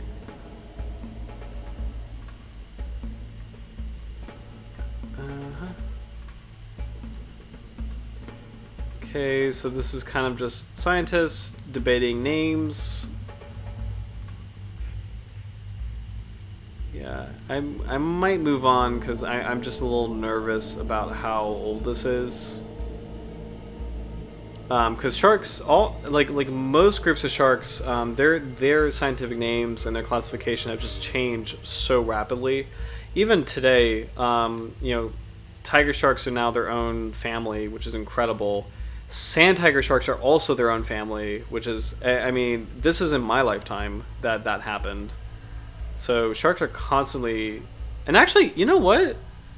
In my lifetime, sand tiger sharks, I think they were originally Odontaspis Odontaspis taurus, and then now they were changed to Carcharias taurus. So lots of changes for these. So actually, I don't know. Yeah, it's a little chaotic. So I might. Oh, here we go. I might read this and then we'll skip on to the new thing. Bullhead sharks. There's no satisfactory common name that has been used exclusively to designate all species of the genus Heterodontus, but the term bullhead sharks, from the form of the head and snout, has been used by Jordan Everman and by Bridge for the family Heterodontidae. Since all the surviving species of this family belong to one genus, the Heterodontus, the name bullhead shark will serve the needs of those who are mainly interested in recent forms. The same consideration applies even though many genera included by Bridge in the family Heterodontidae are now assigned to a separate family. The fact that the common name bullhead shark seemingly applies to 2 closely related families of sharks, one entirely extinct, need trouble no one, least of all paleontologists who are not much interested in common names. Oh man, so funny. Okay, we'll keep going because I know it's 10:30. Here is something a little bit more clear about the Galapagos Bullhead Shark. So we have a list of the characters, and you actually do have a nice illustration of the species. And I'm going to catch up on the comments. So, oh, no new comments. All right, awesome.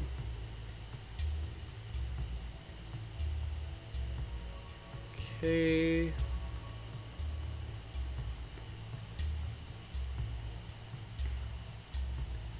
Can I turn the page? Okay, good.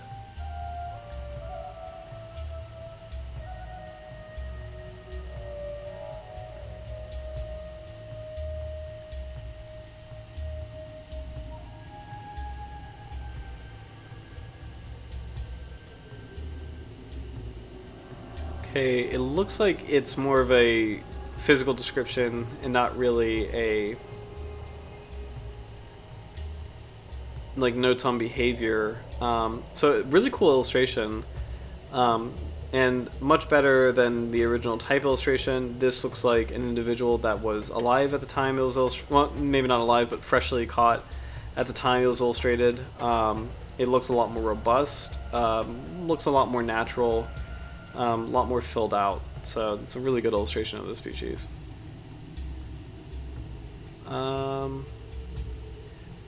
This is the big one that I wanted to read about, and this is much more recent. This is 2018. So for the rest of the stream, I wanted to focus on this and then this article from 2023 if we have time, because I think this is going to be just generally interesting. But here we go. Spatial patterns of distribution and relative abundance of coastal shark species in the Galapagos Marine Reserve. So I'm glad we're kind of focusing on this at the end. So it's by David Acuna Marrero, Adam N.H. Smith, Pelayo Salinas de Leon, Juan S. Harvey, Matthew D.M. Pauley, Marty J. Anderson. So, abstract. A better understanding of the patterns of distribution and abundance of sharks and their potential biological and environmental drivers is essential to develop and evaluate spatial management plans for conservation and fisheries. Benthic and pelagic baited remote underwater stereo video systems, stereo BRUVS. These are really cool. Usually BRUVS capture a lot of cool footage of sharks because they're stationary and they're not as disruptive or disturbing as divers. These were used to describe spatial and temporal patterns in coastal shark assemblages in the Galapagos Marine Reserve. From 629 stereo BRUV deployments, that's a lot, 877 sharks from 10 species were recorded. Shark assemblages displayed high spatial variation, likely in response to the diversity of habitats occurring in the Galapagos Marine Reserve. The relative importance of environmental and biological drivers differed among shark species according to their mobility. Some species were widespread across the Galapagos archipelago, but occurred primarily only as either juveniles, like the Galapagos shark, Carcharodontus galapagensis, or adults, the blacktip shark, Carcharodontus lombatus, and the white-tip reef shark, Triodon obesus. While others more spatially restricted and associated with geographical features, Sphenolewini is a scalloped hammerhead, and Galeocetor cuvier is a tiger shark, or specific habitats. Triachidae species, so these are hound sharks, and Heterodontus quoyi, which is our Galapagos Bullhead Shark. The highest diversity of sharks was found on the center-south bioregion of the Galapagos archipelago in areas of heterogeneous habitat and high overall fish diversity, islets and Floriana Island, while the greatest total abundance of sharks was recorded at the northern oceanic islands of Darwin and Wolf. Overall, the Galapagos Marine Reserve harbors a unique coastal shark community that varies in composition across the Galapagos archipelago. It is dominated by large, semi-pelagic species, but also characterized by the presence of less mobile benthic species, this is like our Galapagos bullhead shark, that are not found near other oceanic islands in the eastern tropical Pacific region. So, very cool. I'm excited to kind of dive into more of the graphs, such as this. This is really cool. So here's a map of the Galapagos Islands. Let's make this bigger. And firstly, this is really great to see. Look how the Galapagos Marine Reserve, look how big this area is. It's really, really cool to see that. Cocos Island National Park. Cocos I've heard so much about as far as really great shark location. Malpelo Flora and Fauna Sanctuary. Very cool. But here, for the Galapagos Islands, this is really amazing to see. You've got this chart showing all these different species, kind of in this like fun pie chart. So, yellow, this is quite easy, is Heterodontus quoyi. This is the Galapagos Bullhead Shark. So our shark is in the yellow areas. It's going to be fun to see. Green is Musculus albopinus. I'm not sure what that species is, but it is musculus, so it is a kind of smooth hound. Triachis, kind of this teal color is Triachis maculata. That is also a hound shark. Not sure exactly what that species is, but it is a hound shark. The pale blue is Triodon obesus, is the white tip reef shark. Galapagos Cuvier is the light blue, so that is the tiger shark. The purple is Carcharodontus lombatus. This is blacktip shark. The dark blue is Carcharodontus galapagensis, the Galapagos shark. And then finally, dark purple is Phenolini, the scalped hammerhead. One of my favorite species, just as far as... I love hammerheads. So it's really cool to see. Scalped hammerhead is in the far north area. You got a lot of hammerheads here, and you have a small population of the Galapagos Bullhead Shark here. Fernandina Island, you have... actually, no, I'm sorry. This is not hammerheads. Hammerheads are dark purple. You have a lot of Galapagos sharks here. Sorry, Galapagos sharks, which they're kind of like sandbar sharks. They just are a bit bigger. Lots of Galapagos sharks off of Fernandina, but you also have Galapagos Bullhead Sharks here as well. Got a nice influx of Galapagos Bullhead Sharks here, kind of in this little bay around Isabella. It's a really cool map. Galapagos Bullhead Sharks in Isabella here. Some populations in Santa Cruz. Here's Galapagos Bullhead Sharks in Floriana, which I think this is where Andy Merck, Elasmo Diver, that this website, did he mention Floriana? Okay, Floriana. He mentioned Floriana, and then Fernandina Island.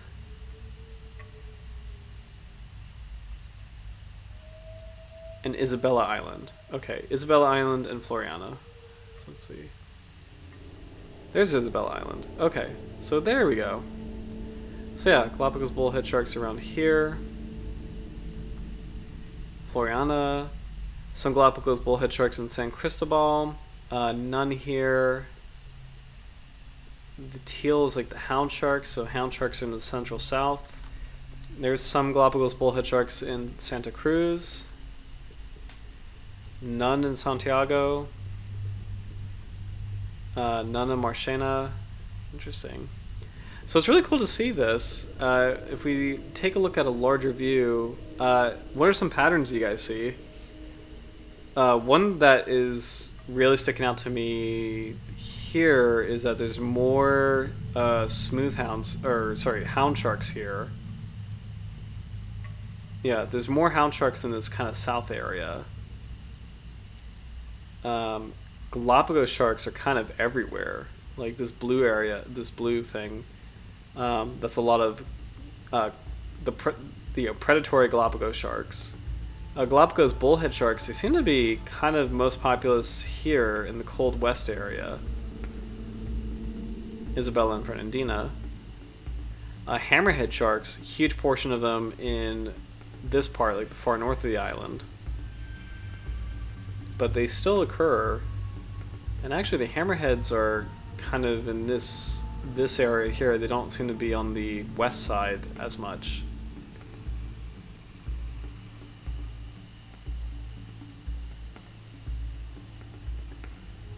Very cool map. I wonder if we can get some images.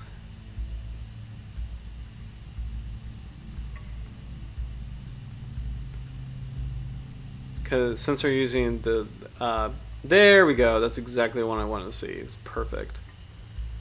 Okay. Oh man, great images. So we got tiger sharks here. Scalped hammerhead right here. Beautiful scalped hammerhead, actually. Very good looking individual. This one on top, that actually looks like a silky shark. Let's see what B is. It is a silky shark. Okay. Interesting. A, that looks like a Galapagos shark here. And what is C? C is a Galapagos shark. A is a big nose shark, Carcharodontus ultimus. So C is a Galapagos shark, A is a big nose shark, B is a silky shark, D is a black tip shark, E is a tiger shark, F is a scalped hammerhead shark, H is our little Galapagos bullhead shark, G is a white tip reef shark, Oh, here's the smoothhound. I is the smoothhound, Muscles albipinnus, and then J is Triachus maculata, the hound shark. So, and we'll take a closer look at these Galapagos species. This is very cool to see. I love that silky sharks have a very sleek looking, they have a very sleek look. They're kind of, you can tell them apart because they're very sleek. Their dorsal fin, their first dorsal fin is behind the pectoral fins, pretty distinctly. It has kind of more of a stretched out look. The big nose shark, this one is a tricky species to identify. It's hard to tell apart from other Carcharodontus, but because it kind of almost looks like a sandbar shark because it has a big dorsal fin, but there's just something, its snout is a bit bigger, the proportions are just a little different, so it's a tricky species. Galapagos shark down here, this is also a tricky species.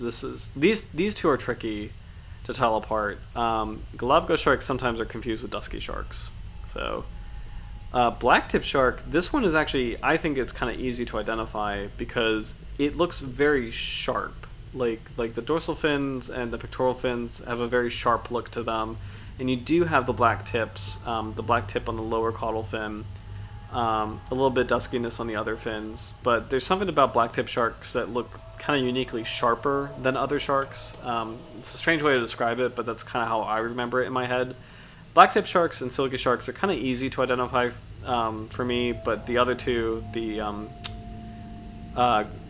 big nose shark and Galapagos bullhead, big nose shark and Galapagos shark, those are tricky. Those are pretty tricky. Tiger shark, easy to identify. Just has that charismatic, huge body, the tiger stripes, the blunt snout, the big eyes, the kind of square-looking head. Scalped hammerhead. It's a hammerhead shark, and it does have this nice curve with like the scalped indentations. In life, it's a little hard to tell apart from other kinds of hammerheads, but once you kind of get used to it, it's quite unmistakable. White tip reef shark, very classic shark with the white tips, the very long body, kind of very noodly look to it. Our Galapagos bullhead shark is also one of a kind, so you know our squat little guy. And then these two, I'm not familiar with these species, so I can see that this smoothhound has these nice silvery fin margins.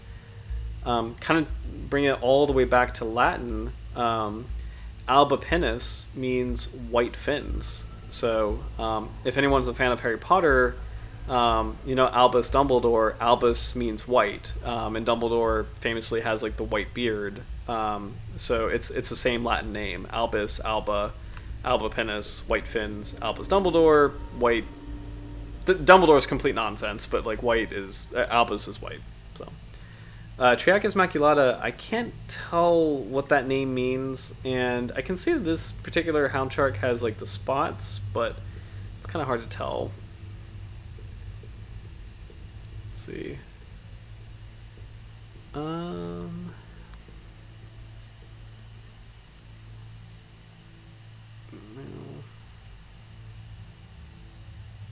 Shark diversity. Yeah, I don't think we'll have time to go into all of this, but it's a pretty cool study. I think I do want to just see if we can just get some notes on just our bullhead shark. Here we go. Okay.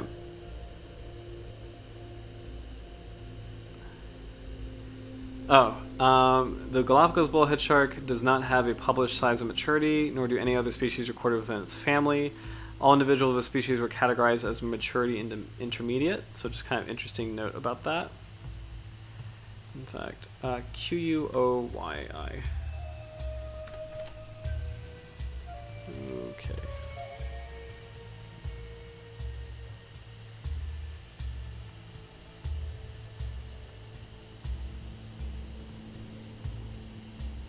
Heterodontus, the Galapagos bullhead shark was more likely to occur with high levels of species evenness.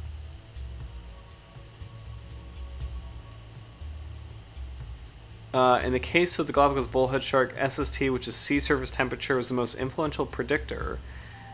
with a higher probability of occurrence in waters below 22 degrees Celsius in locations with macroalgae and far from the edge of the insular shelf. So they have been talking about how the Galapagos bullhead shark might like colder waters. It seems to be associated with upwelling environments, so this is actually kind of cool to see that indeed it does like to be near colder water.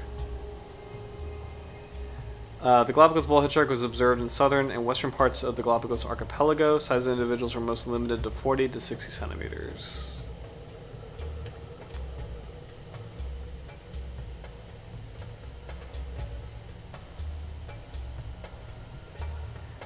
In general, the shark assemblages found in the Galapagos Marine Reserve are characterized by the dominance of large and highly mobile semi-pelagic shark species with broad distribution. So that's like the hammerheads and the Galapagos sharks, similar to Cocos and Mapello, the two closest islands in the eastern tropical Pacific. However, three species that we observed in the Galapagos Marine Reserve, namely the two smoothhounds and the Galapagos bullhead shark, have never been recorded at either of these other two oceanic islands. These are reef-associated species that are mostly limited to the continental shelf of western, central, and South America. The greater diversity of habitats, including temperate reefs, available at the Galapagos archipelago, might provide favorable conditions for the settlement of species with less mobility and specific habitat requirements that cannot be found in small tropical... Oh, this is cool.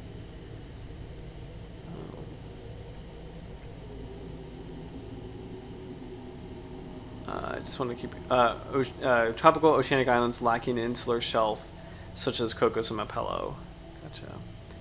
I do want to read this. Do we have... our bullhead shark doesn't really have a map. This is more like a size class map. It's really cool.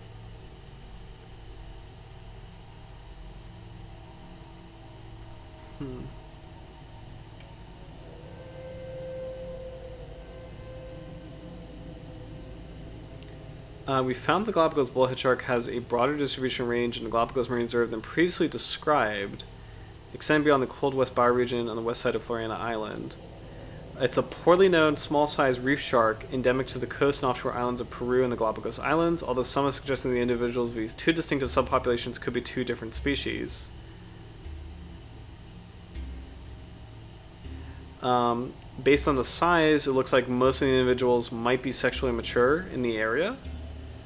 The absence of juveniles of the species in our study, which have a small size and display cryptic behavior, might be due to lack of detectability. It's also likely, however, that there are ontogenetic differences in habitat selection, with juveniles of the Galapagos bullhead shark potentially using a different depth range than adults. Interesting.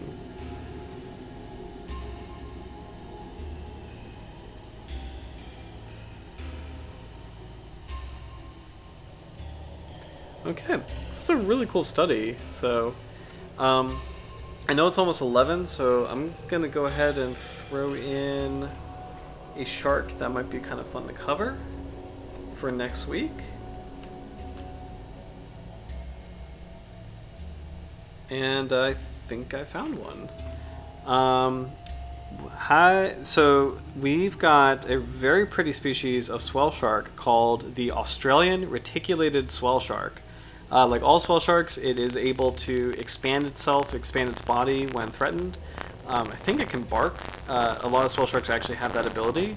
It might be a cool species to do.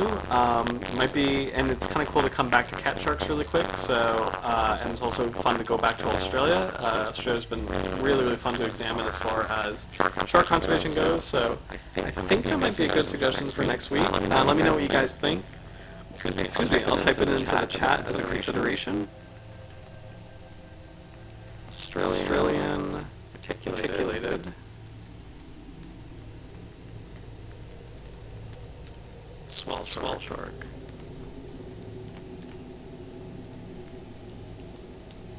Cephalosphylium.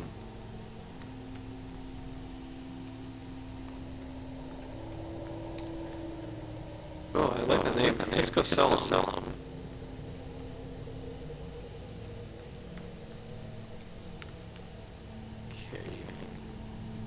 And there it is, the new logo. So, Quackers point out, really really liked it, which I really appreciate. I really like it too. Minja just did an excellent job with it. So yeah, it looks so cool. So I think for the last 5 minutes, I'll just kind of scan through this really quick.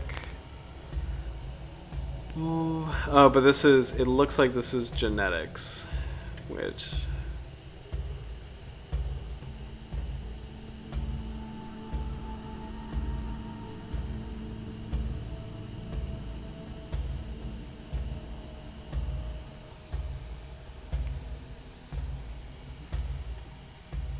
it is a really cool study. I don't think we'll have real time for it, but kind of see what's going on here.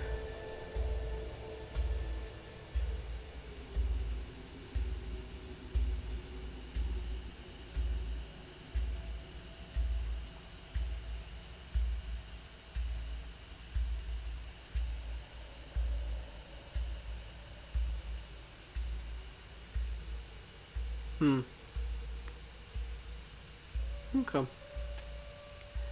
So, I don't think we'll have time to probably break this down, because this is more of a study about genetics, but I do want to highlight something really quick that I think is kind of a cool top-level view that is relevant. So we're talking about how the Galapagos Bullhead Shark likes to be near areas of upwelling, and there's a lot of factors that affect upwelling as far as the movement of the water. A big one is ocean currents.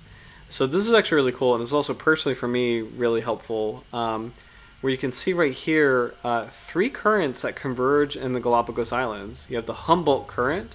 I also kind of love this because there's the infamous Humboldt squid, which has been legendary for killing people, but I don't know how much of it is an actual legend and how much of it is true. But that's how I remember Humboldt. But you have the Humboldt current, the Panama current, so these are going in a western direction, and then the Cromwell current in the eastern direction, all converging in the Galapagos Islands. So this convergence of currents creates this really rich environment, transporting all these nutrients, affecting the water flow, which in turn can trigger upwellings, and upwellings to the benefit of the Galapagos Bullhead Shark. So it's really cool to see, just kind of like a top-level view of that for this species. So. But I think with that, we'll probably wrap up for tonight since it's almost 11. But thank you guys so much for watching. Really appreciate you tuning in today. Oh, and I got like a dumb ad. Let me just shut that down. Shut that down. Shut up. Shut up! Okay. So thank you guys so much for watching. We'll wrap it up tonight. But I really appreciate you watching and diving into the Galapagos Bullhead Shark.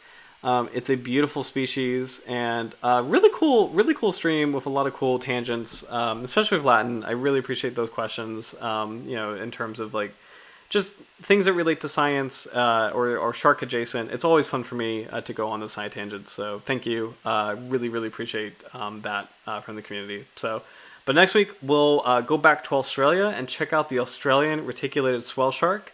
A cat shark that I think is probably going to be doing well. Australia usually has a very good track record for shark conservation, so we'll check it out and see what we can see. So, but hope you guys have a great rest of your week, and we'll tune in next week for the Australian reticulated swell shark. But cheers, guys. Have a good night.